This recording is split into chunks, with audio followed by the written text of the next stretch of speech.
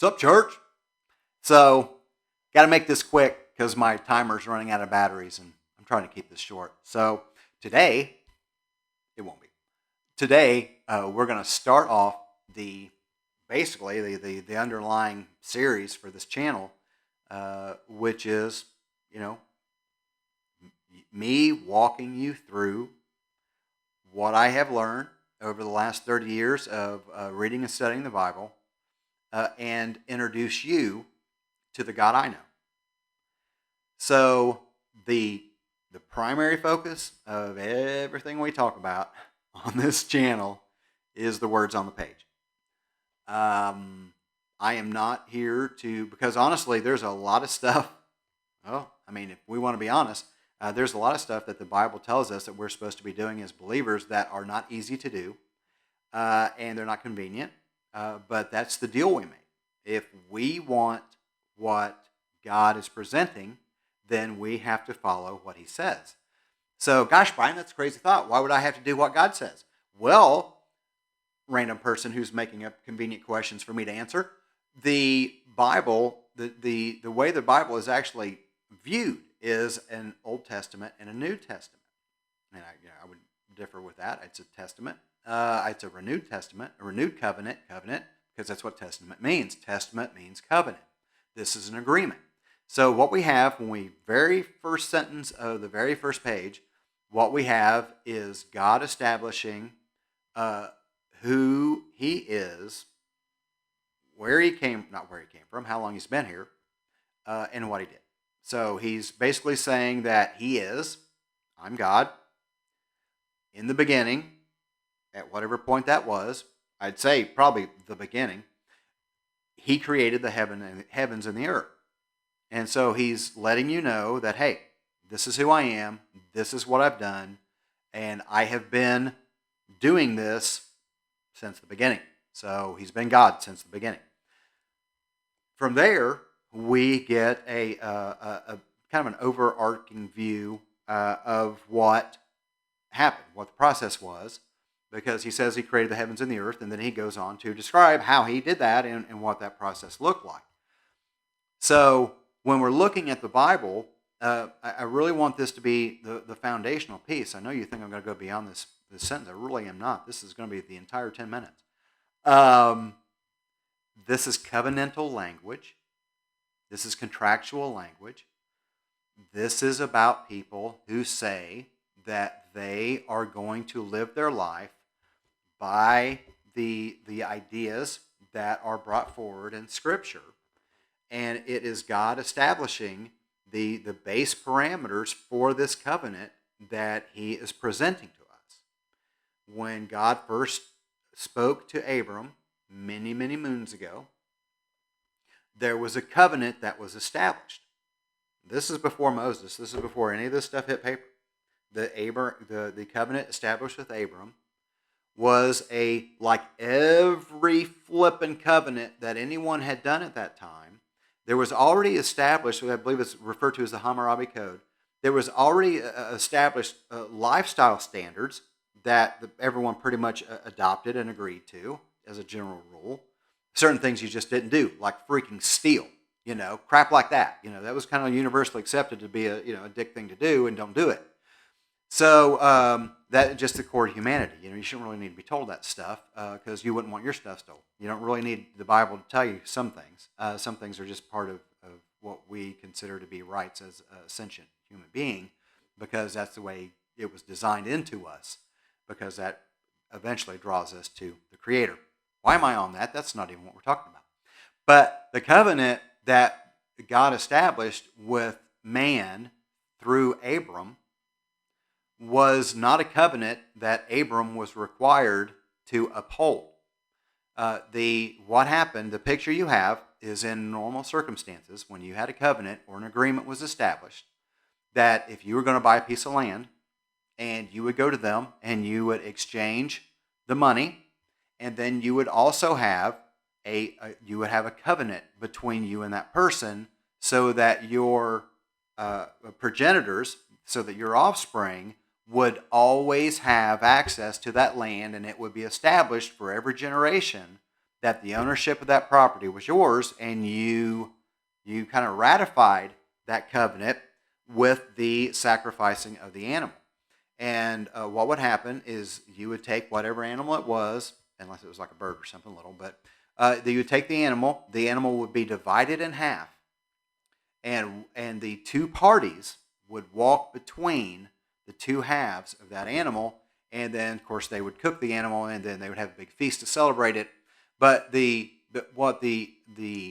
symbolism of that covenant is when you walk between those two animals, you're basically saying, if I violate this contract, then what was done to this animal will be done to me.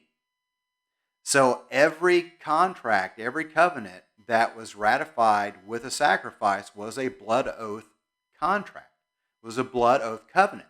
And that's what we have established, that God established with Abram, was a contract, a covenant that Abram did not walk between the two pieces. Only God did. Because God knew that he knows the nature of man because he created us.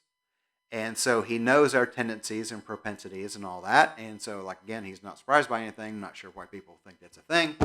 Ridiculous. How little is your God? Sorry. Oops. Shouldn't drink so much coffee before I do this. Kind of puts me on the edge.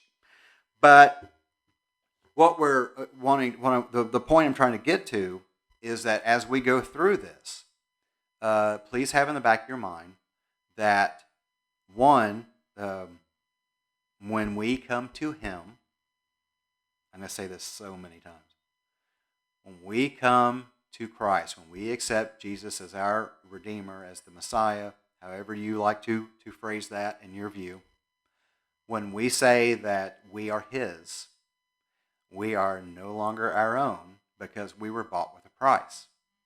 And that price was the blood shed on Calvary for the atonement of our sin.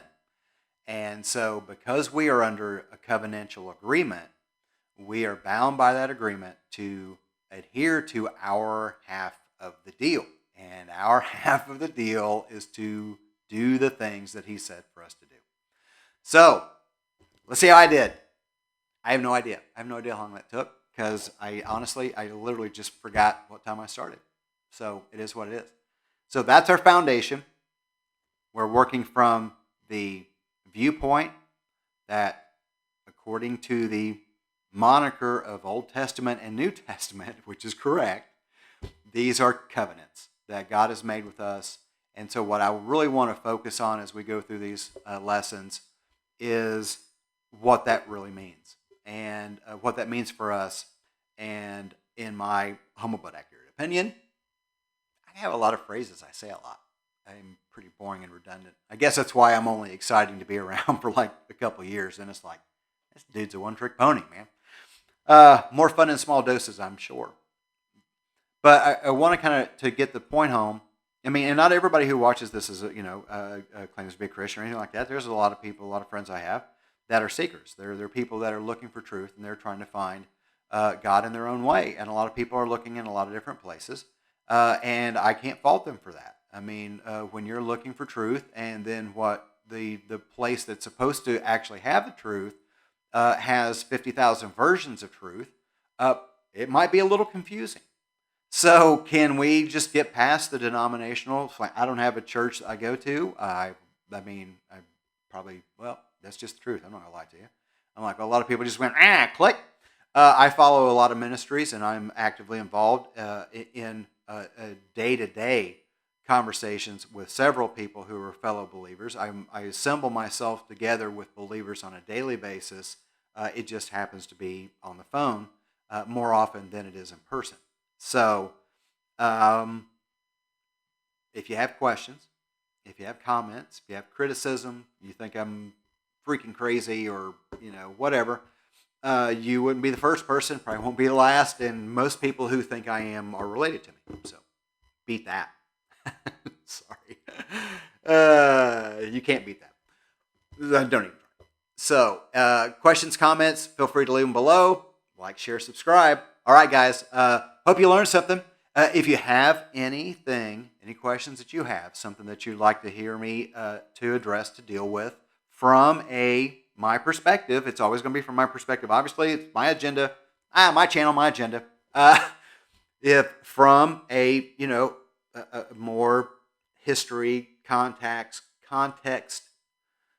language based view, feel free. We're going to hit a lot of stuff as we go through this.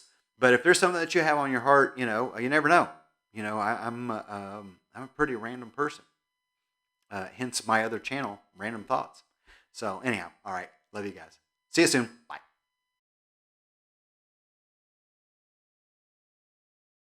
What's up, church? So I don't know why I find that so funny, because I'm 6, I guess. But well, I don't want to say this. I don't want to start over. In the probably excessively lengthy series. Hey everybody.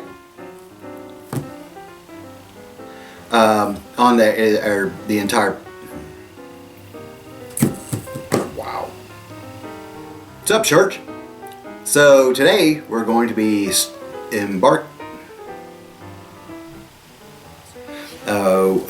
lot of the scriptures that I hear referenced, and what am I even talking about? Let me just start over. Good freaking grief. I mean, why do we really care what we think? I gotta start over again. Lord help me, sweet Jesus. Stop giving your opinion.